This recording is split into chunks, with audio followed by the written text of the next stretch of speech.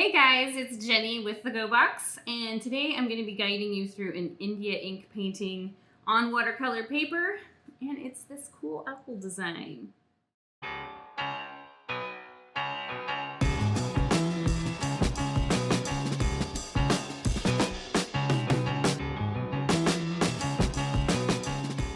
All right, so I apologize for this one getting up a little later than we planned, quite a bit later than we planned actually. We had a lot of interesting issues pop up with this one. We did film it once. We filmed it on International Owl Appreciation Day and got home to do all the editing and found out that the sound was there, but the camera was completely black. And it was just, we had set up in this new space, which you can see behind me, it's super cool. But you know, new camera equipment that had kind of come into play here, and then setting it all up and wiring it all up in this new space with new internet and all that. It was a little bit of a mess. And so now I'm super glad I'm here to teach this again. It is kind of nice actually for me to be able to go through it a second time. Then I can see the little flaws or things that need to be adjusted for the next time around. So I guess we'll just consider that a dress rehearsal. And we're gonna do it today. Today will be the day. So let's talk about what supplies we need. So I'm gonna have Paul zoom in on my little space here, and I'll show you everything you need to make this painting. All right, so you have your template, and I'll talk about that in a minute. Graphite paper. Underneath, you've got your watercolor paper. I'll talk about tracing this and getting it to show up on your watercolor paper. You will have two brushes, the ones that if you bought them with your kit, we have a number 2 round and a number 6 round Princeton watercolor brush made of, I believe those are sable. And then in your kit, you got the white acrylic paint Posca marker and your Micron black marker.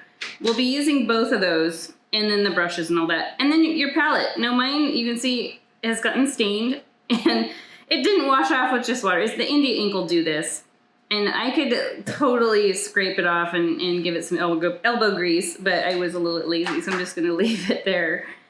And then your little bottle of Bombay Black India ink. This particular type, I absolutely love. It's really super jet black. And then a little cup of water for washing your brush and watering down your ink. And what I like to have on hand too, masking tape, my little coaster, because this, you can trace it for the circular part and get a perfect circle. And then I have an extra sheet of scratch paper. It could be watercolor paper, but it could also be regular paper. Mainly you want to be able to see the pigment before you put it on the paper. So let's talk about tracing our diagram. So you can see on mine, some parts are red, and that was just because I was talking about, when I filmed this the first time, I was talking about how you can use a red marker, and that way you know what you've already traced. And I actually just had it was a Sharpie, like an orange Sharpie, but it wasn't one of the fine point Sharpies, so it didn't really leave heavy enough marks. I don't want super heavy marks, but they weren't showing up super great, so a fine point marker of any kind of color will be fine. What I did today for this second round was I used this marker. And one of the things that I do when I trace it is I think of it like a clock face, and I just go around. That way I know I've gotten everything. And you can also flip this over and check once in a while. Let's talk about using this template in the graphite paper. So what I did this time around, I cut my paper to match the watercolor paper, because this is on an 8.5 by 11 sheet, and this is like 6 by 9 or something. I can't remember the exact size. And it just was a lot easier to work with. I just taped it on the top of this watercolor paper, kind of centered it to where I wanted it to be. And then I used a box knife. Usually I'd use an X-Acto knife, but I only had a box knife here. We always have those laying around. So I just cut around it. And then I used scissors. I cut this in half. So this is your graphite paper. One side is glossy, the other one is matte. You'll want the glossy side down. So here I have taped my watercolor paper down, on this cardboard sheet, but you could tape it right to any kind of surface, honestly, except if you're using a knife, you want to tape it to a surface that you don't care if it gets cut. So taping it on cardboard is good. And then I tape this on top too, so these I can kind of flip back and forth. And then I carefully slipped this in between. I didn't tape it down. I just sandwiched it in between and worked that way. I have a little bit of a love-hate relationship with this stuff. I love that you can transfer patterns really super easy, but I hate that if you like, I tend to drag my hand when I'm drawing, and so these little parts pick up little bits of the graphite. So yeah, just as you're tracing with this paper here, just try to consciously not drag your hand around too much, as I did. I've tried erasing this, it doesn't really work. So the other thing I did, this happened to me last time, only a little bit more because I just was working probably kind of sloppily. I used my little Posca marker and just kind of touched up certain areas that had black sludge on them, and that works just fine. So I'm gonna set this aside. I will have you guys trace your owl. So get this all ready. You can put me on pause and come back, but get it all ready. Like I said, cut your paper down to match your watercolor paper. Tape the two separately. See how I'm taped separately? One on top of the other. Sandwich, or cut your graphite paper in half, sandwich it between the two, and trace away. So go ahead and pause the video, get that going, and in the meantime, I'm going to tape my owl paper to a different surface, just because I have this nice white surface here. And I'll get that out of the way. Oops, I'm bumping camera equipment. All right, so I will quickly do that. You guys work on getting your template traced. On your watercolor paper, you'll notice one side is a little more rough than the other, so you want to use the side that is the roughest. So I don't really have to tape this down on all four sides, because usually when I do that, it's when I'm creating a border around, or I'm really worried about warping. I'm not worried about warping with this one, just because we don't have too much liquid going on. So I'm just gonna kind of tack the corners down like so.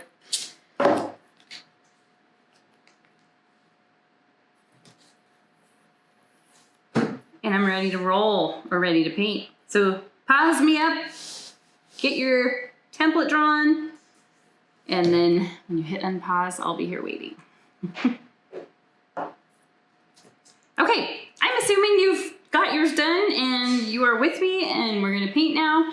So let's go ahead and get our India ink ready. So I've got the little bottle, which you all got in your kit. I always shake it. I don't know if that's a requirement, but it's kind of like every time I use nail polish or something like that. I'm gonna shake it a bit. And I'm gonna put a good dropper full down here on my palette somewhere. Oh, it's got a lot of bubbles in it. Maybe shaking it wasn't such a good idea. The things we learn. It's not gonna cause any major issues. I think I just went crazy and made it into like a cappuccino. And so what did I start with last time? Okay, so what I started with was something easy. I did this light gray shade in the triangle, just this small area that goes all the way around the owl's head. All right, so we are going to use our biggest brush. That would be your number 6 round. And I'm going to try not to get paint on my, or ink on my paper. This happened to me last time. I splattered a few spots and I had to use my Posca marker, almost like whiteout. It worked. It worked. Okay, so I'm gonna swish my brush around in the water. I'm gonna add a little puddle of water here next to the blob of India ink. I could also have added it in one of these. In fact, let's do that. Let me just make decisions on the fly. It happens once in a while. So I've got a little puddle of water here, and I want to take the tip of the bristles and just pick up a little India ink at a time, just until I get a sort of light charcoaly gray. Kind of like, I would call that like oyster gray. I always will paint a swatch on the paper to see if that's too light. That's about right. It's about right. Maybe could use a tiny bit more. It's not gonna be wrong if it's a little darker than the owl. So now I will carefully start painting in over this. Now the branches end up black, so just go right over them. You'll still be able to see them unless you're using a solid black, which I don't know if that would be wrong. I think it would just be a different interpretation of the same painting. But go ahead and fill this in. And it's okay if it ends up being kind of splotchy because it is supposed to be a sky behind the owl. And this one is kind of splotchy and I do really like that. So let's get that filled in. Now I know a lot of you watch the video first before you actually do the painting. I think that's great because you can kind of know what you're setting yourself up for. If you are doing that, one little tip I'll give you, I just thought of, always late to the game, about tracing this and this when you had a graphite paper. I used this piece of watercolor paper as a straight edge and I just did it that way so I had nice straight lines. And then I purposely designed this, the big circle here, to be the exact same size as our coaster. So that works perfect. Or if you have a roll of masking tape, that's pretty close. Doesn't have to be exact. Okay, so I've got that background sky filled in. If you want to make it splotchy, oops, wrong brush. All right, if you want to make it splotchier, you could just put some little dabs of darker gray, just a little bit, like I just mixed a little bit more India ink in. What happens when it dries, it lightens up quite a bit. So even though these look really intense on the paper right now, it'll dry and they just kind of seep into the paper and it shouldn't be an issue at all. All right. Yay, we got that down. So India ink, let's see, as I'm smearing this around, India ink is different than watercolor, where watercolor, even if I painted this months ago, let's say this is like just black watercolor paint. If I painted this months ago and decided today, you know, I really wish I had blended that more or something to that effect, I could take a wet brush and reawaken the watercolor paint and kind of blend it all around. India ink, it dries and you're pretty much locked into that color. So keep that in mind.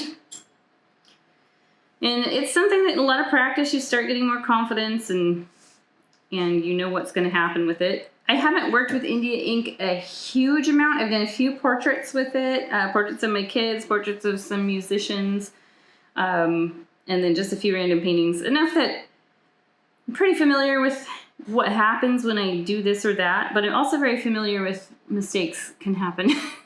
Unforeseen mistakes can happen. So yeah, let's go ahead and get the head part of the owl filled in. So that is all around here. And then we leave this area here white. And this is kind of just where the wings come in. So it's like they're wearing a little hood that goes down into their wings. They're so cute.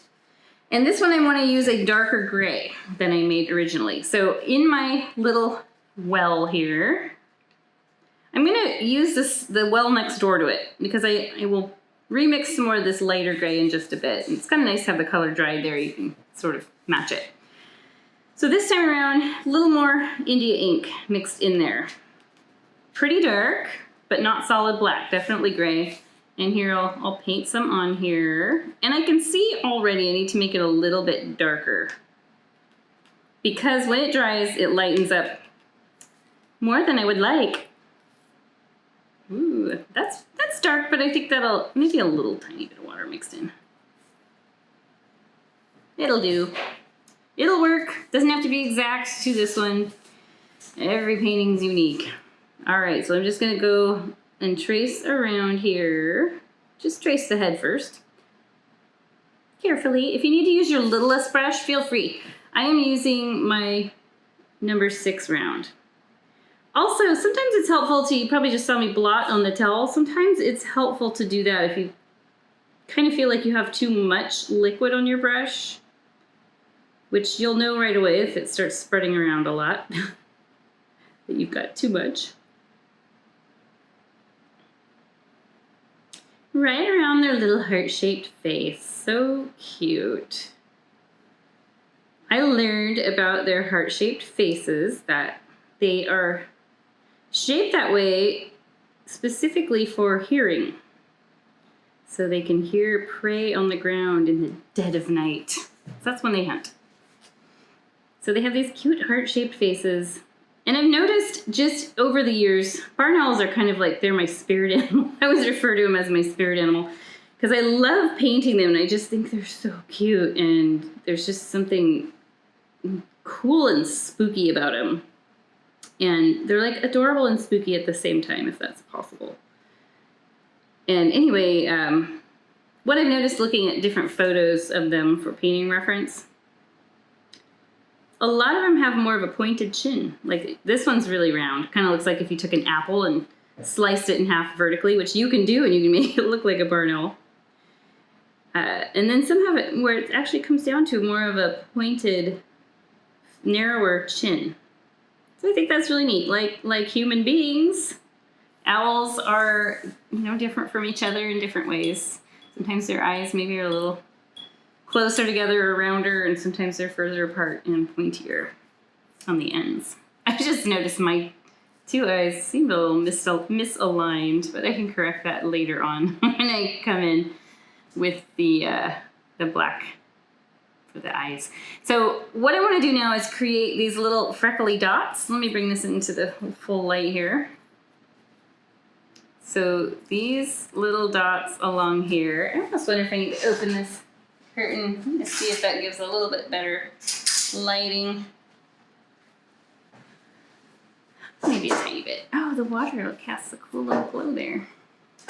Okay, so I'm going to create these little freckly dots on the top of the head, which they're, if I was able to zoom in, somehow I know I'm able to, but anyway, they are little feather patterns. It's like the tips of their feathers on their head are dark. So like, remember in the 90s when it was really popular to have like frosted tips on the hair? That's kind of what this is, only it's dark.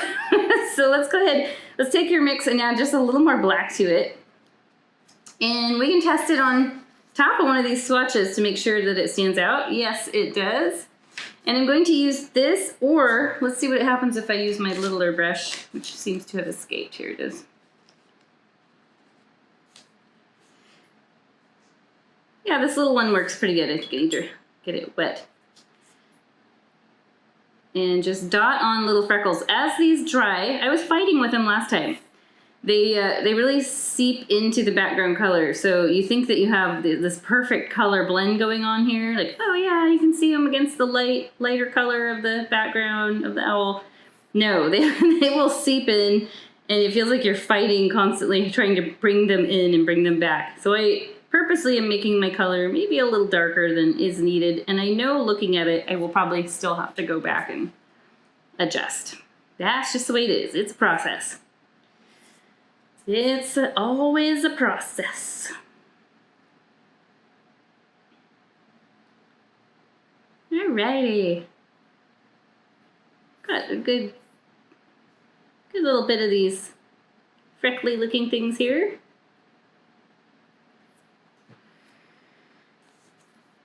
And you can see on the original, it is a tiny bit more subtle than what's...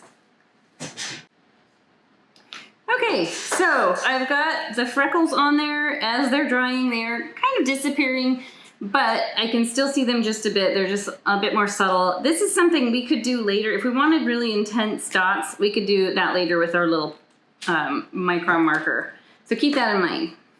And what I want to do now is I want to paint the face and the chest in a very light gray. I know probably to you it might look like it's white. And part of the reason for that is because we come back later with the Posca marker and we create all these white feathers.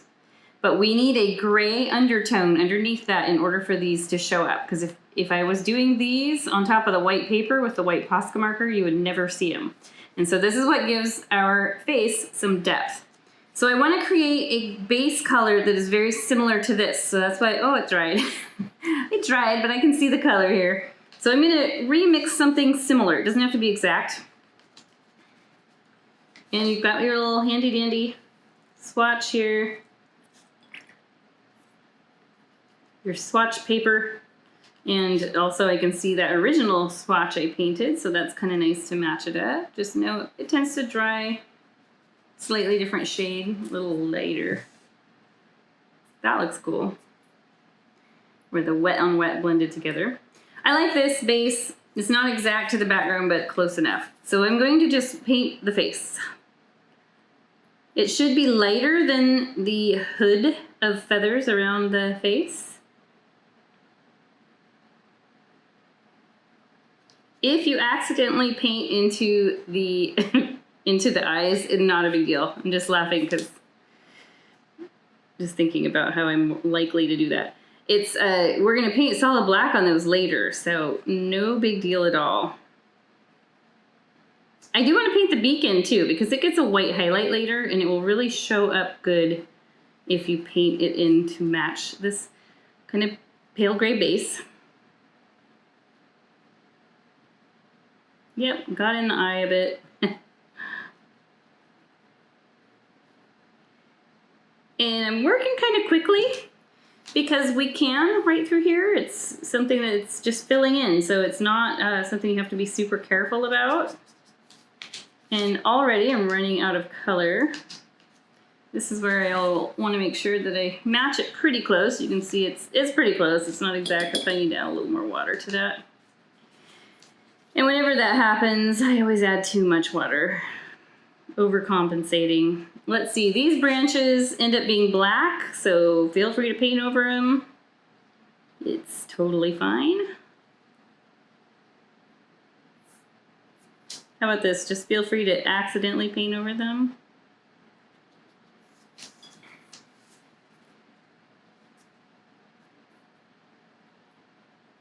So far, so good. Right now we're just at the part where we're blocking stuff in, so it's not necessarily the most attractive look. I can see already the chest on mine's a little bit darker than the face, but that just means those chest feathers I put on later will stand out really nice. I almost could make the face a little bit darker. Like as it's drying, it's just disappearing and lightening and lightening up. So maybe I will add a little to the face. Because I can. One of the funny things I found out is, so as I've painted barn owls over the years, I've noticed some of them have these little black dots on their white chest, and some don't. And so I always wondered about that, and I found out that it is, if you see a barn owl with the black little freckles on the chest, it's a female. And if you see it with a solid white chest, it's a male. So there's a very easy way to determine the sex of the owl. So that was kind of cool. The other thing I recently found out is, so all the pictures of owls, and if I've seen some in person too, which they're so cool in person. They're always, they're perched. And so they look like they just have these little short feet coming out of the bottom of their body, and really they have really long legs. if you were to like stretch them up, they're long boys. They have long legs. So it's kind of funny. Kind of cute, kind of funny. All right. So that's looking, I'm not going to say it's looking good because it's not looking good yet. It's in the phase that it's not super hot. It's just blocked in. I do want the owl face to dry just a bit before I come back in. So we are going to do some more direct shading. They get like dark under eye circles. And I feel like if we do that right now with the face being super wet, it might just smoosh in and blend in too much and disappear. So I think right now a good thing for us to do would be to, let's go ahead and get, since we have that light gray color mixed already, this color that we were just using, let's paint a base coat on this little moon here. I can tell when I traced the moon down in here, I did not do a good job. It's flat right here. The flat moon club. So when I paint the solid black around that and then come in with the Posca marker and add some white to this moon, I'll be able to fix that. All right, so just getting the base gray on the moon. And then you can play around with, let me just use a scrap piece of paper before I go right on the original piece. So I've got the roundish moon colored in with the gray. While this is wet, play around with this, dipping your brush right in the India ink. Look what happens. It's so cool. It's creating little craters. How the color, it kind of just, not the color, but the ink, it just sort of blooms out when it's wet on wet. Let's do that. So I probably need to refresh this already because it dries fast, as we know, as we've been working along. So I'm just going to refresh it with a little fresh gray ink. And now I'm going to take my brush, dip it right in the solid black India ink, and put some dots in there. So they're crazy dark right now. And they will probably seep in and lighten up. If you feel like it's too dark, I'm looking at mine, I'm a little worried. Just to be honest, I'm a little worried about it. I would take and I'll wash and dry my brush, and it works like a little sponge. It can actually sponge up. Look at that. It's like a magic eraser. So that is one of the cool things about India ink and watercolor, and sometimes acrylic paint. Look at that. Sponging it right up. But I do want to leave some of those because I just think they're so cool. It's a great, easy way to do a moon. Paul and I talked about doing a how to paint a moon video, which I think would be really good because it's something that it takes some learning, and I've struggled with it in the past too. But look at that, turned out over here. Oops, as I swipe my finger through it. That turned out pretty cool. And that is something, I think it was like finger paint. Little dots that are white. So, super neat. All right, I'm gonna set this aside. And let's talk about, just thinking here.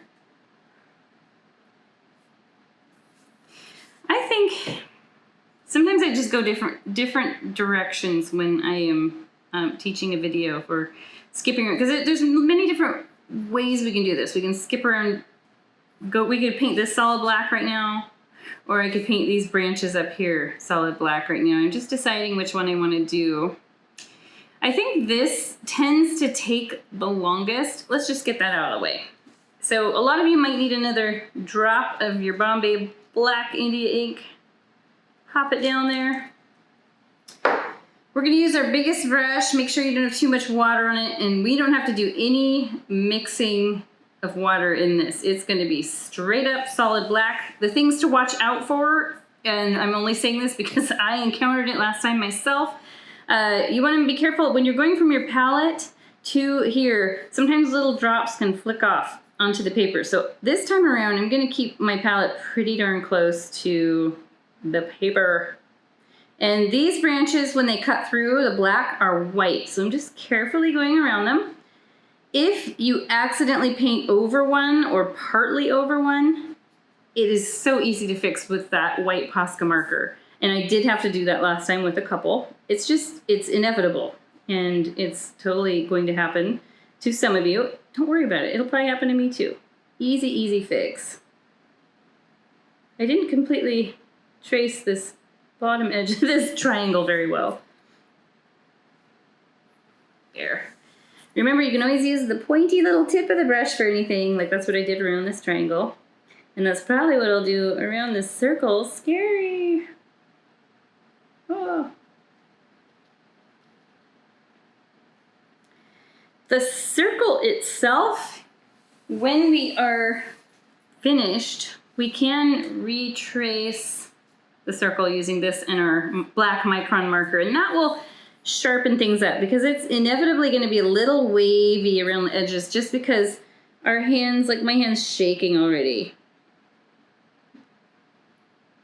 I just try to think of other things as I'm doing this. Because if you think about, oh, I'm painting a tiny little area, I'm trying to paint a perfect arch, you're going to mess up. But if you think about, oh, the sun is out, it's a really nice day, I can't believe it's almost September, then you will probably do just fine. You just have to think of other things.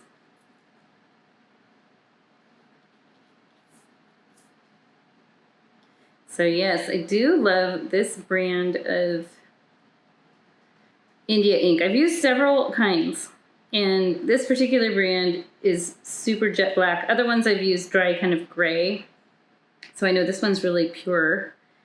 And it is by, oh gosh, I'd have to grab the bottle to tell you the manufacturer. I want to say it's Dr. P.H. Merton, but I don't think it is. I think it's someone else. Dr. P.H. Merton makes good watercolor paint. And probably good India ink. I don't think I've tried that. Unless this is it. Who knows? So I'm tracing around these tree trunks carefully. And around here. A lot of times I work in little like puzzle pieces. So see, I created a little puzzle piece there to fill in. I feel like it's a little easier when you go to fill in if you've got this sort of shaped off, bordered in. It works good.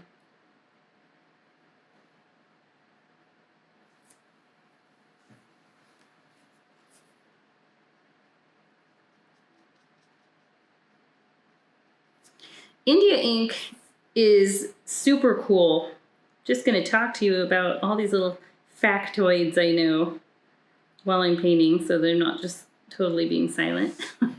So one of the things about India ink that's neat is it's, if I remember right, it's like 5,000 years old, maybe even more. Used in China originally for calligraphy and obviously India.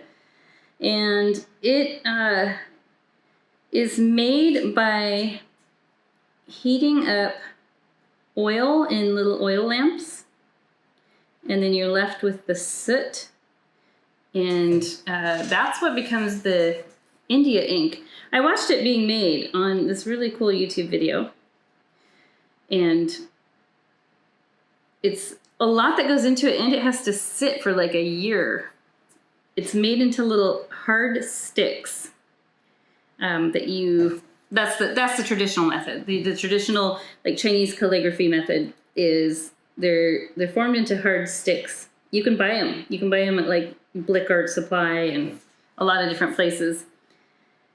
And you actually grind the stick with water on a stone, an ink stone that's designed specifically for that.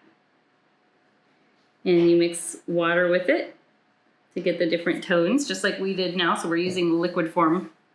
The portraits I did 3 portraits using the inkstone method, and it's a lot of work on your hand.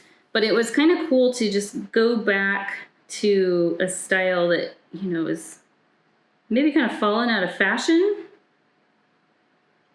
other than people who do traditional calligraphy. But to do a whole painting that way, I felt like that was really neat. And yeah, I painted both my kids and gave those to my mom, and she has them framed and up on the wall. So that was a neat little gift. So it looks like I missed tracing one line. You might miss a few here and there. This is a really thin branch. I know I'm going to have to clean that up with the white marker later.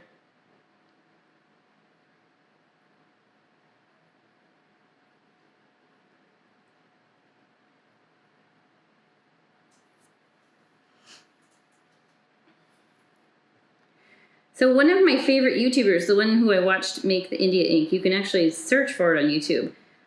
This is a woman who lives in rural China. She's in her 30s, and she used to live in the city, and her grandfather passed away, and then her grandmother got ill, and I think that's the story. Anyway, she moved back to their family's farm, which is, I don't even know why you'd ever move away from this wonderful place. It is so cool. It's up on a mountain. They have tons of property. They grow everything from flowers to potatoes to peppers to anything you can possibly imagine. The YouTube channel is, I'm going to pronounce it wrong, I just know it. Liziki is her name. It's L-I and then Z-I-Q-I, I think. Maybe Z-I-Q-U-I. Anyway, you can get it close to that. And her videos are short and they are so aesthetic, and you see what a hard worker she is and how she knows how to do everything. She'll make her own fabrics grown from her own cotton that she grew. She makes her own paintbrushes. She made the India ink and all kinds of stuff. During quarantine, I found that these were great de-stressing videos to watch, so I'm gonna give her a little shout out and recommend her videos to you, and see if you like those. I highly recommend it. Good de-stressor. Pour a glass of wine, watch her make some stuff that none of us could ever make, and soon you will feel relaxed.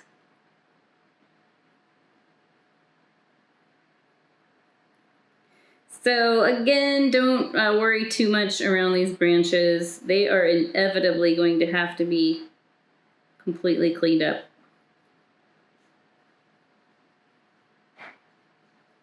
And you might notice little spots along the way that maybe you missed the little India ink. You can just zap those whenever, or just put a star over it later, because we do add a lot of stars in there. And by now you've probably seen how amazingly fast this dries. My head is in the video. It's probably auto-focusing on my head. I have a tendency to lean really close when I'm doing detail work. My dad used to make fun of me for it, and he'd come and like tease me and like push my head down on my artwork. That was great. I'm giving my dad a shout out right now. All right, so yeah, even with all that, I still didn't learn. I still try to like get so close to whatever I'm working on. It's ridiculous. It's probably just because of poor eyesight. All right, almost done. Look at that. Don't worry if you go a little slower than me. Just pause the video, catch up. I've done this painting 3 times now, so I have a good feel for it, and I know what can be fixed and how, so I'm not gonna like be as careful as maybe some of you guys will be. So which means I'll go a little faster. I'm gonna use the tiniest brush to get this last little triangular chunk. Woo!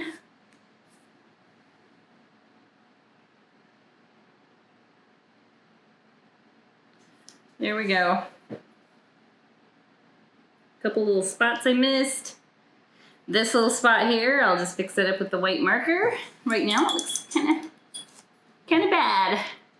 All right, and now let's paint these branches black. You can use your smallest brush or your number 6 round. I'm gonna go ahead with the number 6 round because I know I can use that sharp little end of it if needed. But honestly, go with whatever feels safe to you. There it is, focusing on my head again.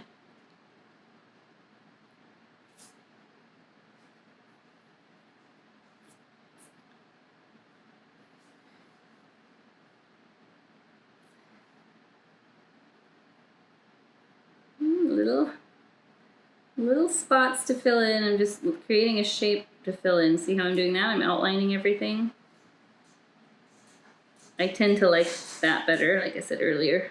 So then I just have a shape to color in.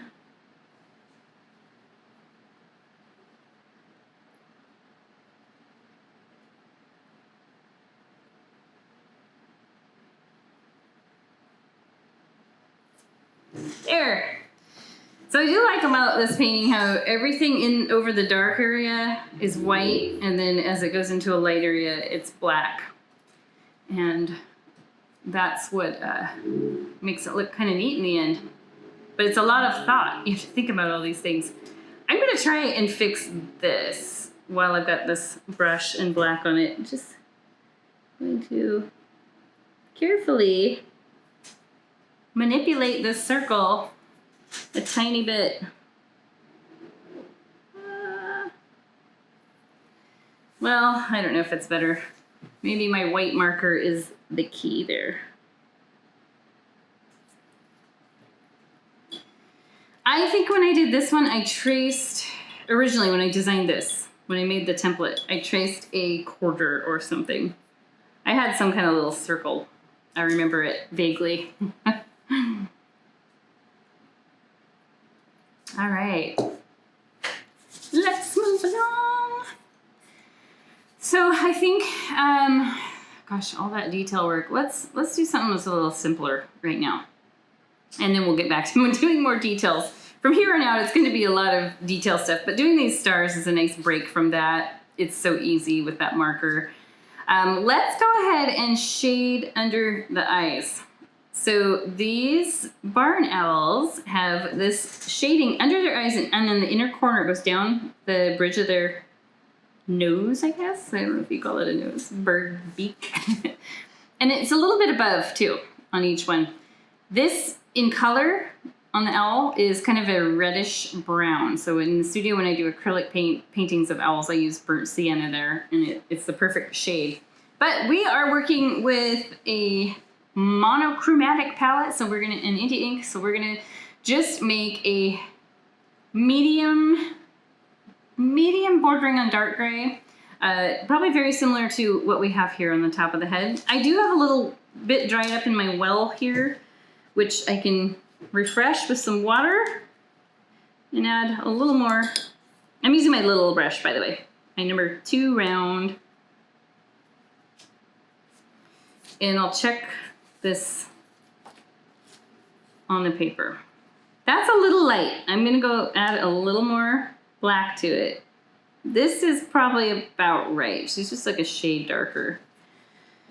And I'll go ahead and with this little brush, I'm gonna start at the inner corner. I'm gonna underline, give him some Gogh eyeliner. That looks great. And then look what I do here. I flick outward. And as I work my way down here, trace along here, all the way down to where it goes to the beak. And I'm just flicking outward with this little brush. And that's all there is to it. When we add the white in later, it's going to soften up this really hard edge that we have here. So Gogh eyeliner first, starting from the inner corner. Trace along the bridge of the beaky thing. Sure, there's some technical term to it. And then just flick outward.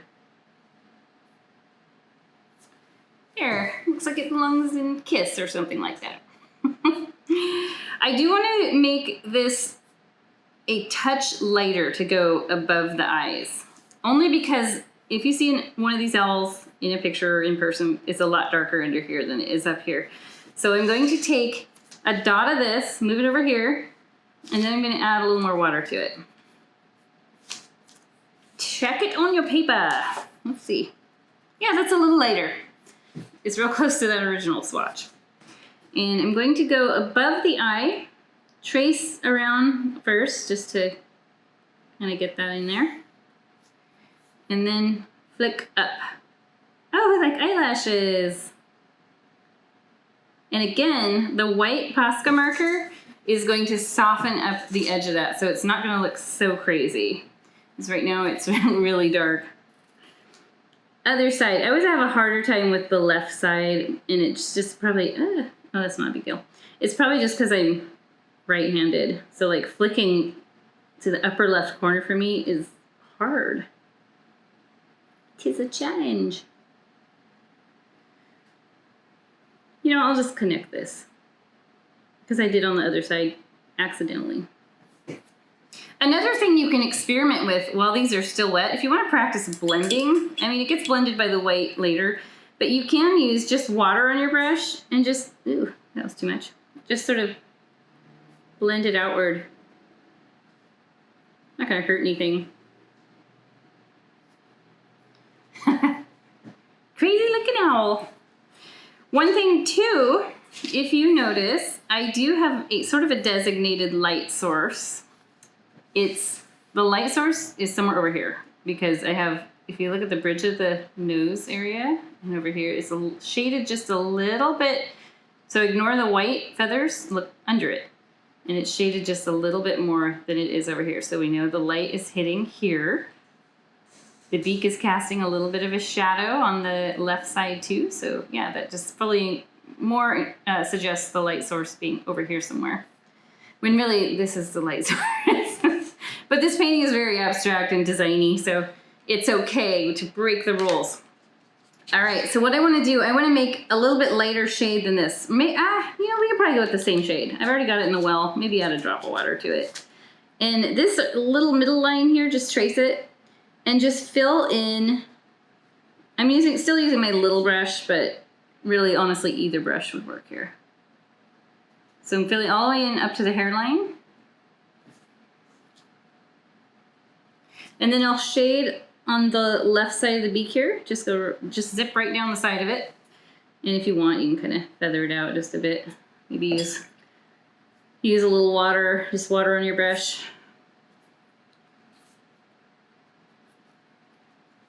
There, so now we have a little bit of a shadow.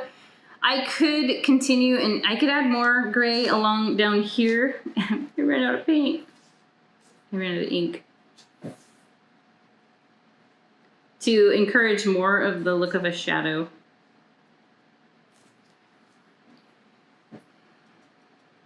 Oh, my beak shading disappeared. It like totally just was there and gone. Tricky stuff. Tricky. Here we go. So already, even though it looks really weird right now, it already kind of has this slightly three-dimensional look to it because of the shading. I am going to outline the right side of the beak. While I've got that color and I've got my little brush, I'm just gonna go just a single line, just outline right along there just to make it appear. You can outline this side too if needed, and along here. So we have this little separated little triangle. And as those shadings that we added are drying, they're lightening up quite a bit. If you feel like you need to put some more on, go ahead. If you need another coat, a little bit darker. But I feel like this is pretty good right now. If needed, I'll go back in and, like I can tell already, this is a little darker through here than it is right here. And I can do that later on. We'll just kind of see as we go. Let's go ahead now and move back to doing more detail work. Yay! So that would be our black branches. We've got all of our white branches done, but now it is time to fix up these crazy looking things. And most of that you'll want to use your littlest brush. And we're going to use solid black, so no mixing water with the India ink. Go ahead and let's start with a little guy. How about this one way down here? So usually you'll start with just the main branch area. You can kind of see which one that is. This is this bigger one that goes through here. As you get to the end, just lift up your pressure on your brush ever so slightly and you'll get a nice pointy end there. Voila! So yeah, let's look at a scratch paper thing. So here I'm pressing hard as I get to the end. I'm lightening up. Look at that. So does that work for you just by pressing, like pressing more firm, not hard. And then lighten it up. So that's how you get those. And then the branches are always kind of wavy. And I use really light pressure to do these little split endy things. They're twigs. They're always going to be a lot thinner than the main branch because they're new growth. And so here, I'm going to do one of those. Sometimes it's easier to pull towards you, and sometimes it's easier to paint away from you. So whichever works for you, go for it. Most of these sort of curve in and hug the whole image.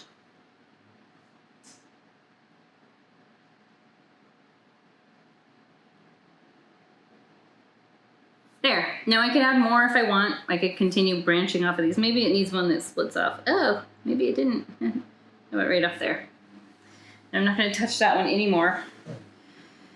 And let's go ahead and move along.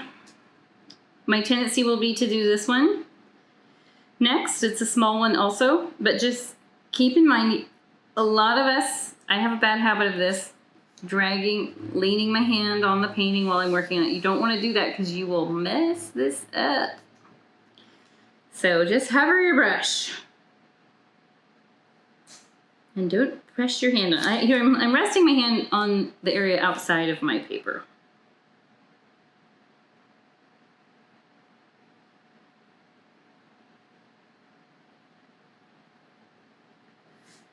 Nobody is going to expect you to be an expert at painting branches, except for maybe you. We always have high expectations of ourselves and knock ourselves down all the time.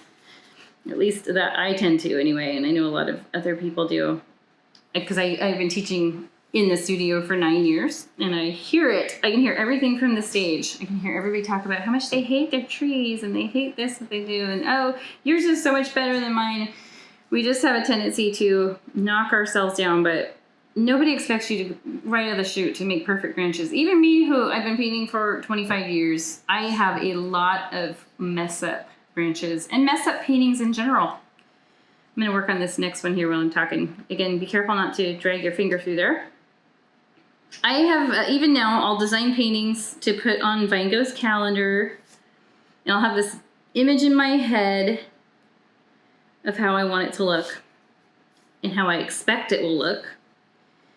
And it just sometimes doesn't come out that way, and in my frustration over it, I will paint the whole canvas black because it's like, I don't want my staff to see this, and I don't want to see this myself ever again. And I will paint right over it. And I know some of the old masters used to do that too, because they've been able to use technology to see paintings underneath of other paintings, which I think is totally whack. It's probably such an invasion of the artist's privacy too. Like, I would hate that if I found that I had, you know, people were looking underneath of my original artwork, especially if I had, you know, become famous and made a name for myself or whatever. It's like, no, you don't want to see that. It's like looking at your diary. So, but some of those old guys from years and years ago, you know, canvas wasn't so cheap then and available. Like, now it's pretty widely available, and you can get it fairly inexpensively depending on what you get. And so, yeah, instead of, you know, being done with it, paint a whole new painting over the top. I do that all the time because I hate the idea of throwing canvas away. I hate it. Shouldn't have to. You can rework anything. Okay, so I've got those ones done on the left side of the, or the right side of the circle. And now I'm going to work on the ones that are either side of the owl's head. Taking a sip of my coffee, which is getting very cold. So these two remind me a little bit of deer antlers. I think it's just because of how they come out near the head and just the way they're shaped, but it worked really good with this overall design. I really liked this design. I felt like it would make a pretty cool t-shirt.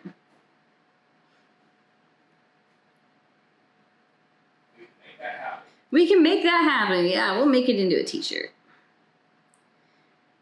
Actually, there's a t-shirt company called Curbside Clothing. I love their t-shirts. They are designed by artists, and they'll feature the artists on their page.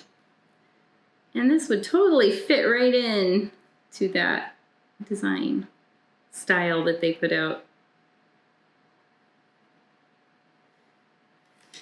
So there are some areas where the graphite paper tracing, the branches are maybe a little thicker. You can still see the graphite poking through. So I will carefully try to cover up most of that graphite. If you don't get it all, it's no big deal. But you can see like this one here that I'm working on. It's a little thicker than this one. And it's just because of tracing. Maybe what I'll do here, I'll just add a extra couple. Make it more interesting. These right in here is getting a little crowded, so I won't do anything more to that. I don't really want branches to cross over each other too much in this painting. Because of the designy way it's put together. If it was a nature scene, then yes, I have branches cross over each other all the time because they do that in nature. So you shouldn't avoid it on a painting. But for this one, we're gonna break the rules.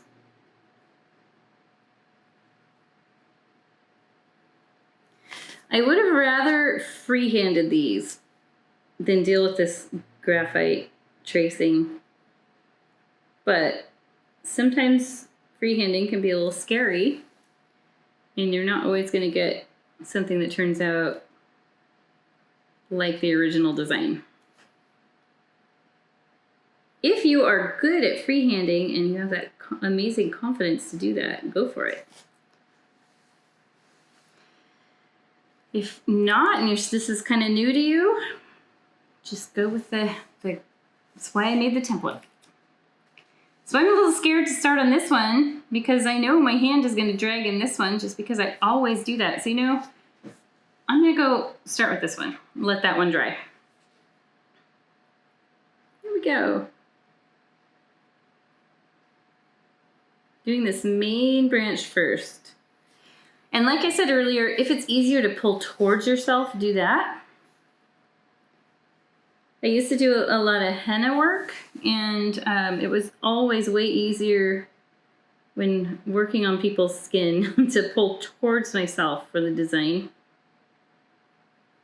But painting can be a little different.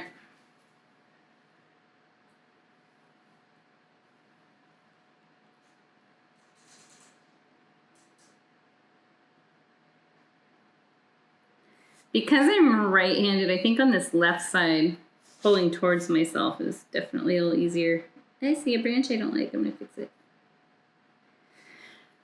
One thing I wanted to mention, we can fix the ends of these branches up with this later. If you have branches that end a little bit too blunt because maybe there was a bit too much pressure on the brush, super easy to have happen. That marker is going to make our lives amazing for that. So we will fix that up later if needed. And I'll show you how to do it.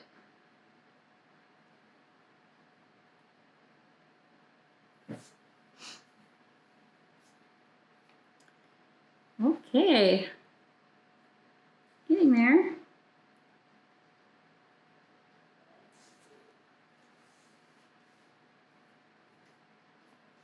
This painting and design reminds me of fall. It's just kind of got a little slightly Halloweenish, spooky, almost spooky quality to it. I think of owls and tree branches without leaves being sort of like Halloween and fall. All right, yay, one last branch to do because I'm getting really sick of doing branches. I'm just gonna say that right now, I'm getting sick of it. This is nice and dry. Looks like for the most part dry. So if I accidentally lay my hand on it, which I know I will do, I'm kind of doing it right now, it's not going to be a big deal.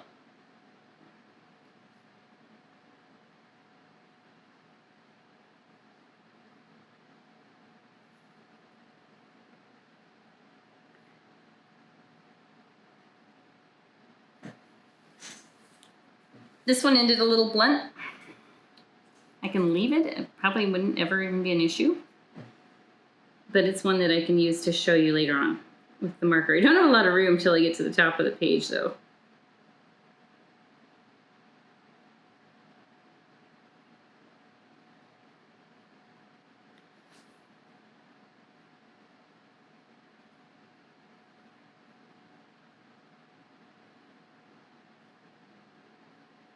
So remember, as you're painting branches, they can be wavy.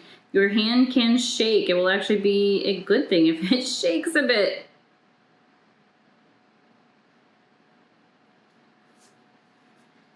Shaky, wavy branches are more natural. The one thing I don't like about this part that I just did here, all three of those are the exact same length. And I feel like that looks a little too HOA-like. Like someone came through with clippers and wanted to fix it all up and make them all exactly the same. So I will usually pick one of those to make longer, because obviously I can't make any of them shorter. But I don't know which one. Let's see. I think if I do this one, it would work. This one's going to kind of cross over this one, which actually at the top of this would not be a bad thing. But I'm going to go ahead and go with this one. Just extend it out a little bit. So there. No HOA there. We're wild and free.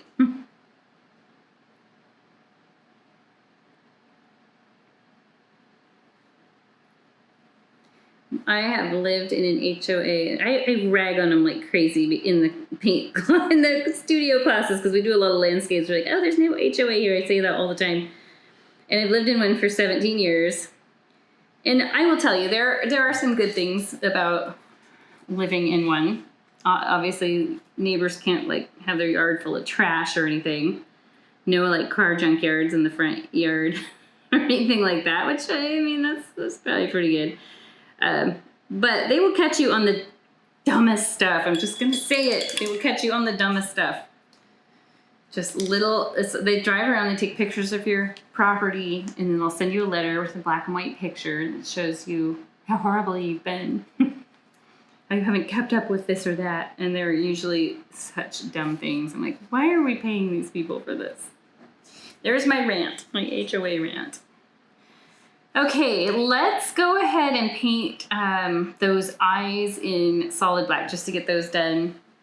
And keep in mind, you can do round eyes, or you can do eyes that are a little pointier on the ends, maybe turn up just a bit. So let's draw some shapes here with the little brush.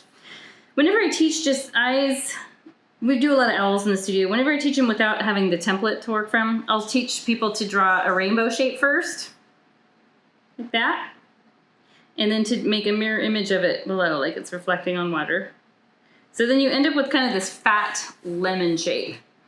To make eyes that are more angular and pointed up on the ends, you'll do a rainbow shape, but you end this second side not at the same level. So if I were to draw a straight line across here, I've got a little gap there. And then for the next bottom part, you're just gonna round up to it. So then you have an eye that's a little more angular, pointing up. And you can further adjust that, do kind of a cat eye thing by just adding a little wing on the end. We're doing liquid eyeliner right now. You didn't know you were gonna learn to do that in this class, did you? So their eyes actually wouldn't be like that so much. Like they're not really gonna scoop in like that. With eyeliner you can do that, but we know owls don't wear eyeliner, so I'm gonna kind of round this part out a little more. So there are different options you can do. You know, you can draw right over what I drew for you on the template, and you can, you know, change the shape of the eye if you want. So this one, I know, if I were to draw a straight line from here to here, this one is really off. And I don't know if it's from my template. The original painting doesn't look like that, so who knows. So I'm going to try to match this one up with the one on the left. So I'm going to bring that pointy end down just a bit. Most of the time that I've seen pictures of barn owls, they have pretty round eyes. Round and wide open. There, so trace one side, fill it in. Trace one eye, fill it in. When I was growing up, my uncle bought property out in the country, in an area of Oregon called, gosh, I think it was called Highland area, kind of south of Oregon City. And he had, on this property was an old like barn. It must have been 100 years old, just thinking back at how it looked and how run down it was. So he had built a log cabin, like full on hand-hewn logs. All the inside, like stairs were done out of logs cut in half, everything polished and beautiful. Super cool. But he left this old barn on the property, so us cousins would play in that barn all the time. And it was falling apart, so there were like slats missing on the siding, and so you'd be inside the barn, it's fully dark, but there's light coming in through these slats here and there. And there was one time he did have a barn owl living in there, probably more than one time. But I remember us cousins being in there playing, and it just flew towards us. It was like the scariest thing ever. But now I love them so much. But I could see in the dark how they would look very ghost-like. So I want to do this dark line around the face because those white feathers overlap it. And it's the ends of little feathers, kind of like the dots that we did on the top of the head. It's just the ends of those feathers that line the face of the owl are dark, and they're that same reddish color that this is. I made this pretty dark though. So it's like almost solid India ink with a little water mixed in it. So I've got this well here. I'll just remix it in there. A little water, probably about, I don't know, 2 drops water, 3 drops of black India ink, somewhere in that recipe. Let's see how that looks against the dark. Yeah, that's really dark. It's almost black. I could probably lighten it up just a little bit more. Didn't lighten up much. That's all right. Now it looks like I made a funny face. There's the eyes. There's the little nose. Look at that. You can make anything out of anything. Some creepy little creature. All right, so for the lining of the face, I just dabbed my brush up and down. Let's try this little brush and see how it goes. You don't want to damage the point of the brush, so it's just a super light tap. I'm gonna see how it goes with my bigger brush because I can't remember which one I used, to be honest.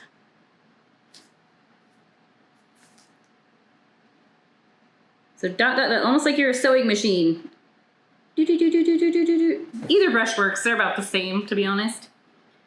I'll just continue using this one since I had already washed the other one.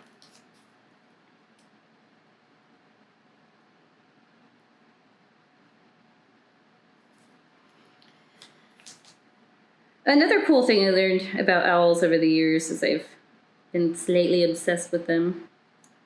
In fact, my personal Instagram art page is called the Juniper Owl, just because it's like, if you look at it, it's all owl paintings for the most part.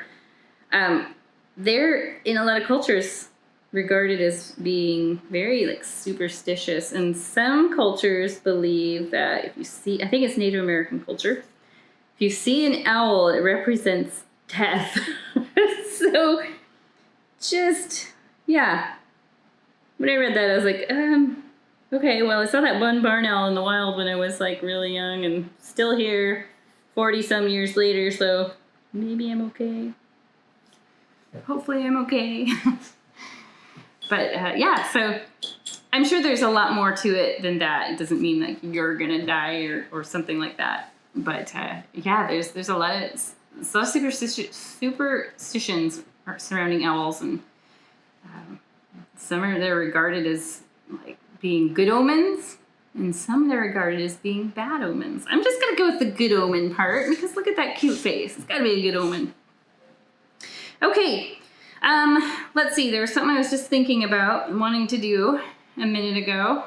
I see that's a little blobby, but I can touch that up with my Posca marker later.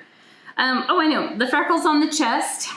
There are a few on here that are very light, and they've just they were darker when I painted them on. They just, like we've experienced the whole time, they just sort of dissipated into the paper as they dried. So if you want a male bird, then you will leave it white. If you want a female bird, you can put the freckles on the chest. They can also be done with the black micron marker if you want them to be a little more prevalent, because they really are. If you see pictures of, I highly recommend you Google some pictures on your phone or computer of barn owls, and you'll see that they're really dark. If they do have those freckles, they're a lot darker than this. But I'm gonna go ahead, because I have it on there on the original, and I like to teach you what I've got going on, I'm gonna add some on here. So I just watered down the paint I was just working with around the face. And I'll just put some little dots around here under the chin, coming down the chest just a bit. And they look really dark right now, but as they dry, they will not be so much. If you want, you can add some darker dots around the face. That can be done with the pen later. I'm just playing around here now, I guess. Okay. I think it's time to use our Posca marker. I think we've done just about everything with ink. There's one other thing I want to do before we put our brushes away. I do want to get, if you notice here, this is a bit darker along here, and it's something I actually like the look of that a little bit better than what I have here. So I'm going to use the color I was just working with. That's this around the face. And I'm going to go ahead and use my littlest brush and just do a little more shading under this eye here. And this one too. Just to, what it will do is it will help make the nasal bridge pop out a little more. And if you look at the photos, they really do have this really dark here, the dark reddish color. The cool thing is, looking at it on the monitor, it's definitely very, very dark compared to that. I could take my brush with just a little water on it, like we did earlier I showed you, and you can kind of dissipate this out or blend it out. Just a bit. There. I'm gonna go with it. Looks pretty good. I'm happy with it. It's time to use our Posca marker. Yay. Okay. If you haven't opened this yet and played around with it, you'll want to do that now. And when you first get them, they're plastic wrapped. I hate that, but I can see why they have to do it. They probably just, you know, want it to not be tampered with and also keep the ink from coming out and shipping and whatnot. So if you are just now opening it, you need to depress, shake it, put the lid on to shake it. I have run into a pen explosion before.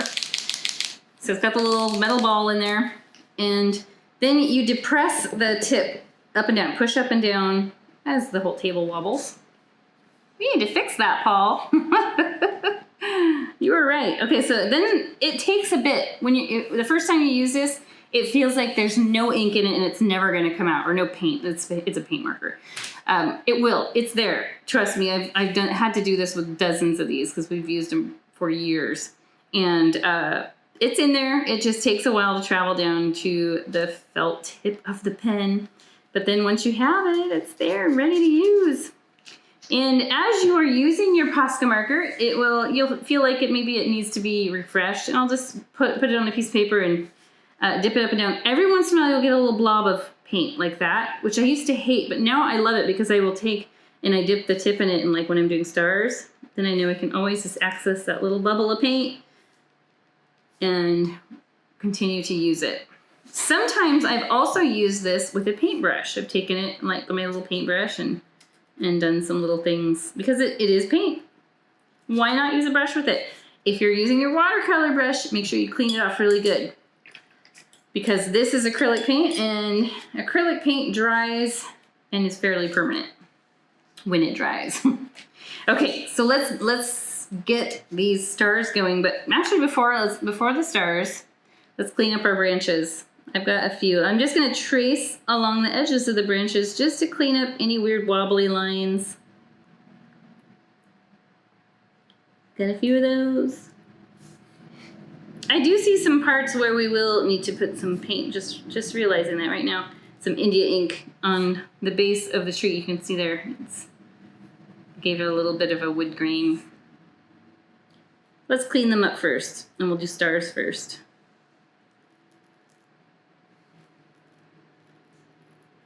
I hear you sighing in there. It'll be over soon. This one is a longer watercolor one for sure. It's because of what I'm working on. Oh, okay. So it's not because of what I'm working on.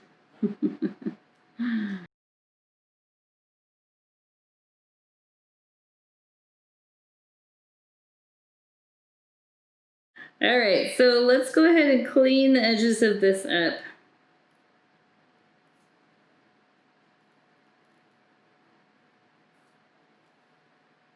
Maybe some you don't have to clean up. Maybe some you do.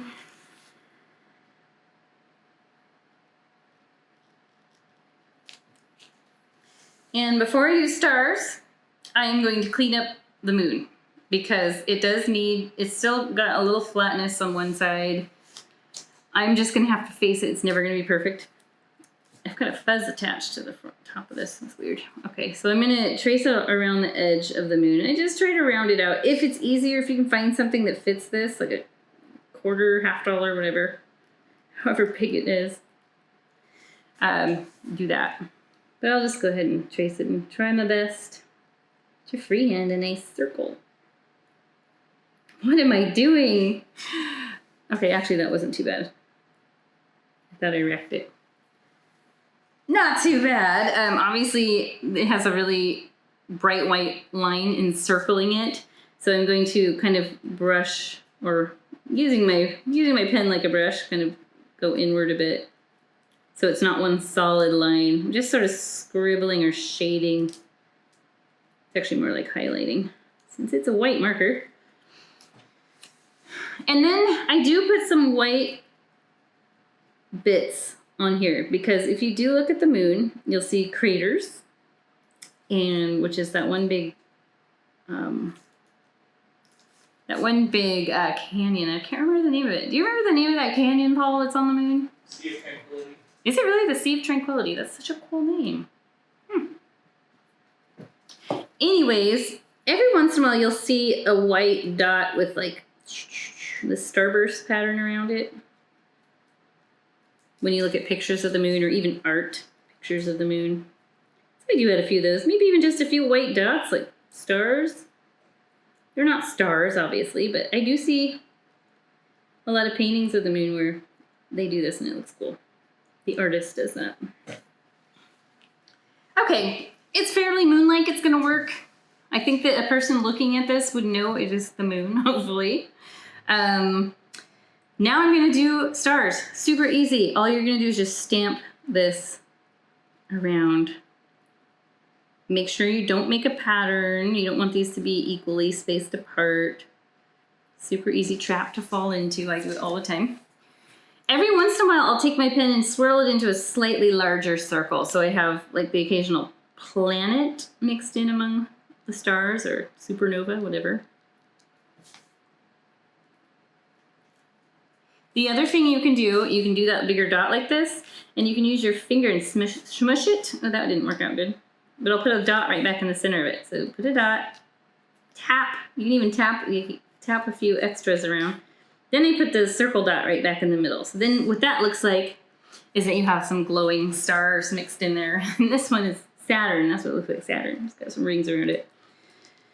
I do this with acrylic painting. You guys who have done my other videos know that. You've seen where I do the dot of wet paint and swirl it around in a circle with my fingertip. That doesn't work quite as good. So I like just with this Posca marker, doing a dot, oh, splattered, and then just stamping your fingertip lightly to it. That seems to work a little bit better. If you like the look of having a few glowy stars. Planets, whatever.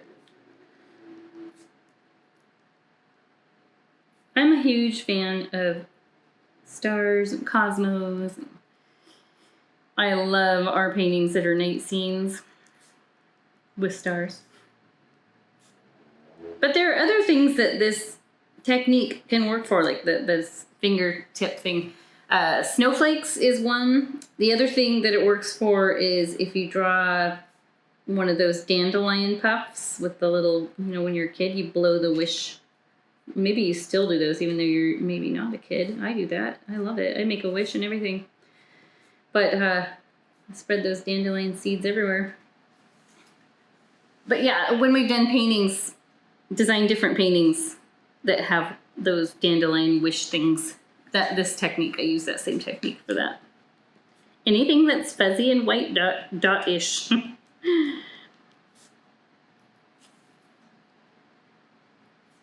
You decide how many stars you want going on here.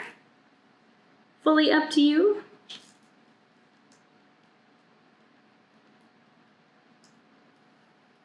Touch that up.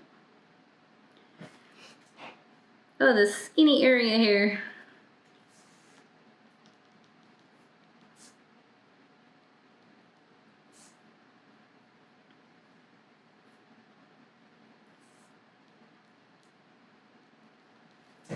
I bought some really cool moon phase candles on Etsy, which I love Etsy so much. All the handmade stuff just gives me joy. I actually sell a few things on Etsy.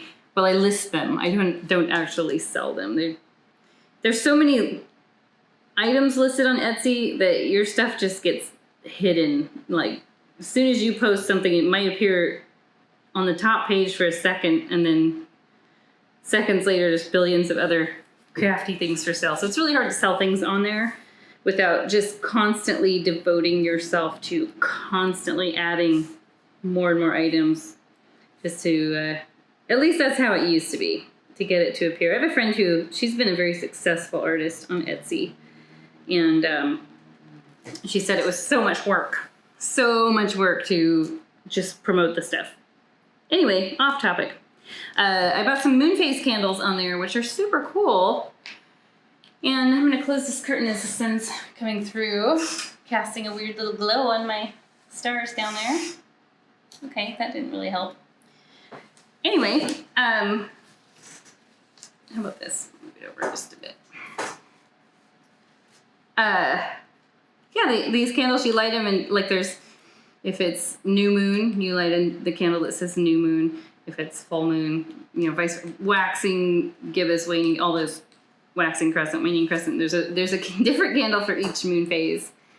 And it's just kind of fun. The candles have, I'm going to talk while I work. Let's do some feathers on the face. Or on the chest, that's easy. Just go from the chest down. I'll talk more about moon candles in a minute. So I'm just flicking downward from, like, basically the chin. Downward just on the chest. And anyway, they're kind of neat. They're like, there's different essential oils for each one. Like, oh, this brings such and such, and this brings such and such. It's just kind of fun little thing to have. And like, oh, well, I get lavender during this moon phase. So sometimes it's kind of fun to buy something you wouldn't normally buy and have fun with that. So when I bought mine, I told a couple friends, and I had at least 3 friends buy them from this same artist. So that was kind of cool. Oh, and you'll probably want to know, if you're interested, the page where I got them is called Ostara. I'm probably pronouncing it wrong. Ostara's Hollow. She makes all kinds. She's in like one of the Virginias, West Virginia, I think. And she makes really neat soy candles that burn forever with essential oils and little precious stones and all kinds of fun stuff. Okay, so we got the chest feathers done. We're getting there. We will be done shortly. We have just a few, extra little things to do, and then we will be done. So let's go ahead and get the face feathers done. I like to start down here, and the feathers have a certain pattern they grow in around the face. So just like a dog or a cat, under the beak, they're going to grow downward, and as you go out here, they grow outward. This is partly to do with filtering sounds into their ears. And so that's what the face shape is, why the face shape is the way it is, and why the feathers grow that way is just to filter sound into their ears. So from the chin, it's going to go down and then outward, and then above the eye, it's going to go upward. And as we get in here, it's going to go outward and down. So it's like you're just going to go whoop like that. So I'm going to actually go in that pattern. Down here under the beak, you might not see them as much. It's pretty light gray down in there, but you will see it a bit. Flick a little bit over the outline of, remember we put in this outline around the face? So you can see it kind of, these feathers come over the top of that a bit. They do that for real. And you might have some, like do some short feathers or some long feathers, mix in mix in both, whatever is easier for you. How are we doing visibility wise? Let's have a look here. I feel like the sun is changing my light, but yeah, we can still see it. Okay, I'm gonna try not to get my head in there. So at the edges of this shading we did around the eyes, just go over it with these little feathers, and they'll show up nicely, but they also will soften the edge of our shadow we put in there.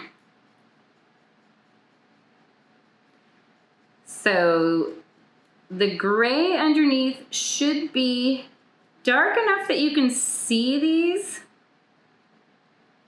but light enough that the face isn't super duper dark. So it should look like that, where you can see them. And then around here, this is where I'm starting to go upward. And see how I'm flicking over the edge of the face outline? This is what's going to give you more of a realistic look. They're like giant white eyelashes, basically. And as I'm going around the eye, now the feathers are going to start pointing inward. And at some point, they're going to go almost straight across. But I'm stopping them right at this middle line because the other ones are going to come around opposite. And as I'm getting down on this beak, it's going to come straight down. So like I said, it's like, ooh, curls around. You can even make the sound if you want. Boop. And you can come back and give it another coat of these if needed. Touch up any parts. He looks so cute. He's so fuzzy and fluffy now. I love it. At least on one side. Let's make that other side match. So you can start at the bottom again. And as I'm going around, oh, I need to depress my marker a little bit. There we go. As I'm, oh, a lot came out. Okay, well, I'll just speed off of that. As I'm going around, these are starting to grow outward. Always remember to slightly flick over the facial outline. He's starting to look like he has a old man beard. Coming into the eye, the shading around the eye, just helps soften the edge, and it shows up really nicely there too.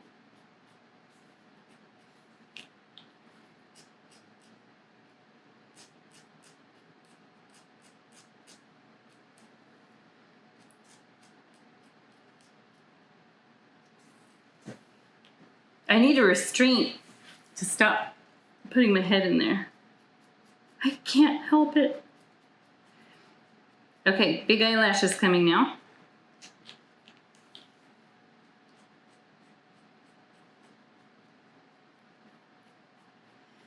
Coming around. Now it's gonna meet up against this side so they come together. Like if I was looking down on the top of the owl, I'm gonna go like that.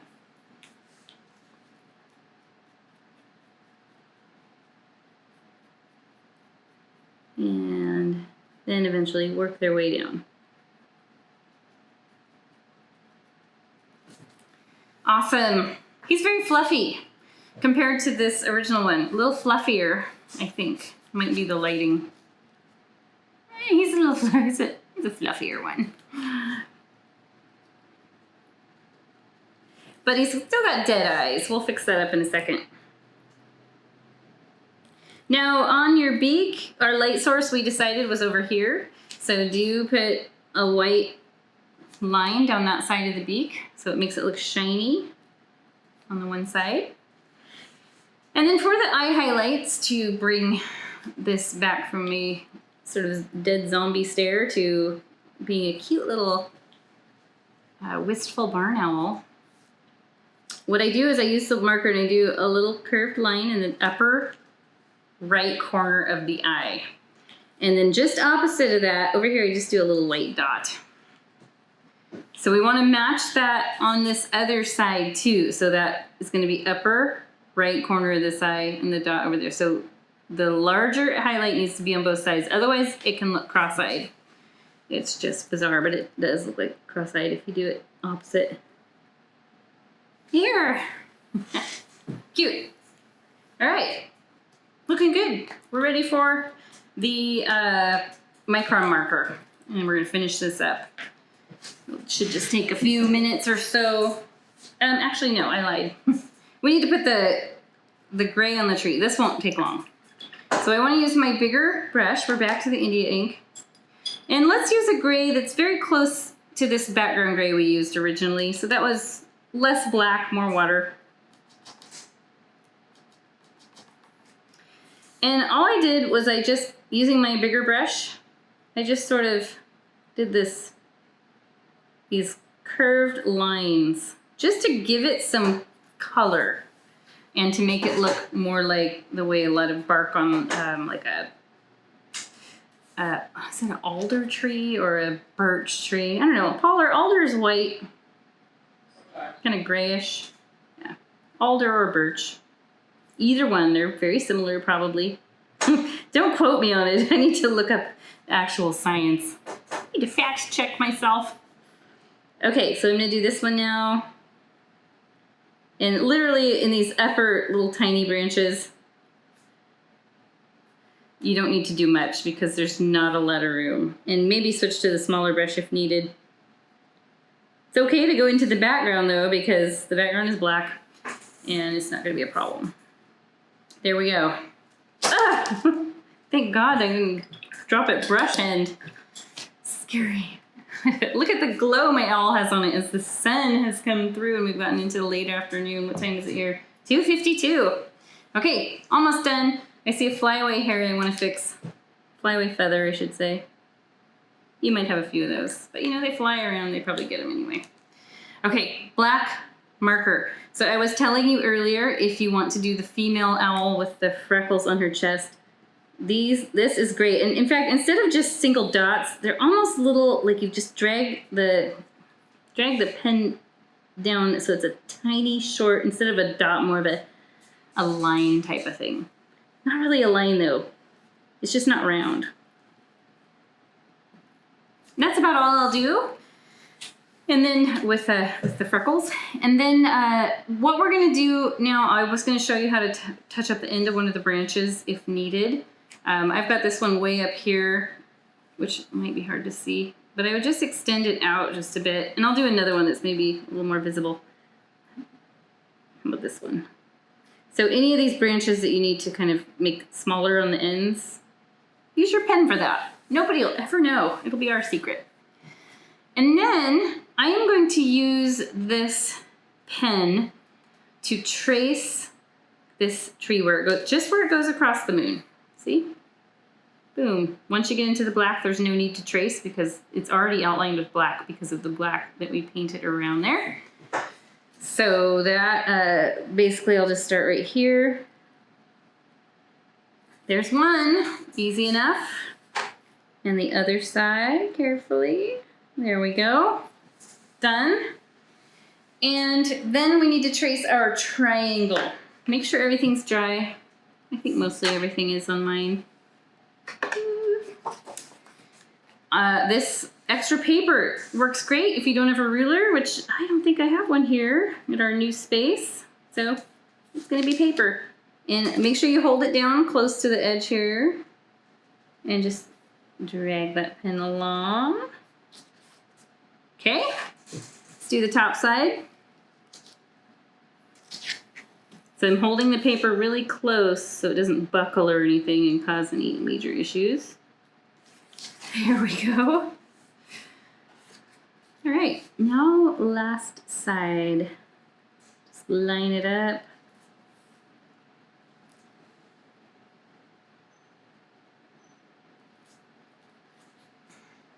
And obviously, you might have to touch up the corners where these meet. One thing I could do, I could just, like, the corners where they meet, that kind of doesn't look too bad on the monitor, but in person you can see it's not super great where the two pen lines met. I could do, like, just little black dots. And that looks fine. This looks designy, like it's part of the original design, but it wasn't. So that's something you can always do. The other thing, last little thing, if you feel like this circle needs to be cleaned up and retraced, you can use your coaster. Especially, we definitely want a line there. That's how it is on the original, it has the line there. One thing, you can go right through these trees, just don't go through your owl face. You will be very unhappy with yourself if you do that. So I will start right here and just zip around as I hold this nifty coaster down. These worked out in so many good ways for the watercolor stuff. And there. Voila! It's done! Other than, you know, I could go in and touch up a few spots, but I'll do that off camera if needed. I've got some spots where the graphite paper rubbed against there, but we're done. I hope you guys enjoyed painting this. It was really fun for me. It's a longer one for sure, but it's worth it. I mean, it turns out really nice. And I always like to compare the original with the one I did. They're pretty darn close. This one definitely fluffier with the feathers, which is totally fine. This one almost looks like it should be the female with the freckles on the chest, and that's okay. The male's just, he's a little softer. So that was great. I hope you guys enjoyed it. I enjoyed going through it again. And we'll be doing some more like this. I love this. I love using the, having a template to use. Just not in love with the graphite paper yet, but it will grow on me. So anyways, I hope you guys enjoy the rest of whatever day it is that you're painting this, and come back for more. You can like the video, that helps our visibility. Subscribe. If you want to buy the watercolor kit from us, you go to gobox.com, and that's spelled like Van Gogh. It's GOGHBOX.com. So I guess technically it's pronounced like golf box, because apparently Van Gogh's last name is actually supposed to be pronounced Gogh. But I think Go Box kind of rings off a little better. You can support us via Patreon or buy us a coffee via the link that you'll see at the end of the video. And I hope you guys had fun. We'll see you next time.